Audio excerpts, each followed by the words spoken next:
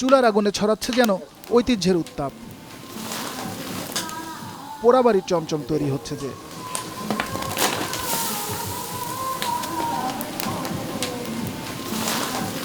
সন্ধ্যার পর এমন ব্যস্ততা শুরু হয় গণেশগড়ের এই পরিবারে। পূর্বপুরুষের পেশা ধরে টাঙ্গাইলের পোড়াবাড়ির নামকরা মিষ্টান্নটির ব্যবসায় আছেন তারা। রসগোল্লা, চমচম, রসমালাই, কালাজাম, তারপর সন্দেশ ইত্যাদি আমরা তৈরি করি। এখানে আমরা শিখেছি স্বামীর কাছ থেকে। আমি তো অনেক শিখি না, গেলে বাদ দিই, এটা কাকার শিখেছে। তবে সুদিন পেছনে ফেলে এসেছে এখানকার আদি ব্যবসায়ীরা।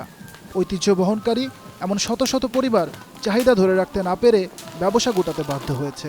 এখন কোনো মতে টিকে আছে 15টি পরিবার। আমাকে নামটা ডুবাইছে হলো যে সবাই বানান টানান শিখাইছি, তারা কাজ টাজ করে এই আমাকে নামটা নিয়ে গেছে। বেশি মারছে হলো যে সাবার মিষ্টি বানানা, 2 নম্বর ছানা দেয়া। পোড়াবাড়ির চমচম খাইলে আপনার দলেশ্বরী পানি নাকবই, তাছাড়াও না। এই যে আমাদের টিউবওয়েল আছে, আমরা বানাই কিন্তু মিষ্টি ভালো না। টাঙ্গাইলে শহরকেন্দ্রিক মিষ্টির ব্যবসা কিন্তু ঠিকই চাঙা। দুর্বল যোগাযোগ ব্যবস্থা প্রতিযোগিতায় পিছিয়ে দিয়েছে পোড়াবাড়িকে।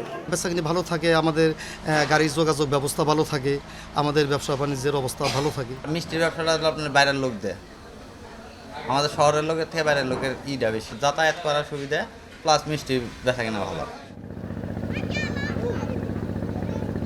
এই ধলেশ্বরী নদীর পানি দিয়েই তৈরি হয় বিখ্যাত পোড়াবাড়ির চমচম, যা শুরু 1608 খ্রিস্টাব্দে। এই নদীর সুস্বাদু পানি, এখানকার খাঁটি গরুর দুধ এই অঞ্চলের চমচমকে বিখ্যাত করেছে। তবে কালের বিবর্তনে নদী যেমন হারিয়েছে জৌলুস, একই দশা এখানকার আদি ব্যবসায়ীদের। শেহাদ সিন্ধু, যমুনা নিউজ, ধলেশ্বরী, পোড়াবাড়ি, টাঙ্গাইল।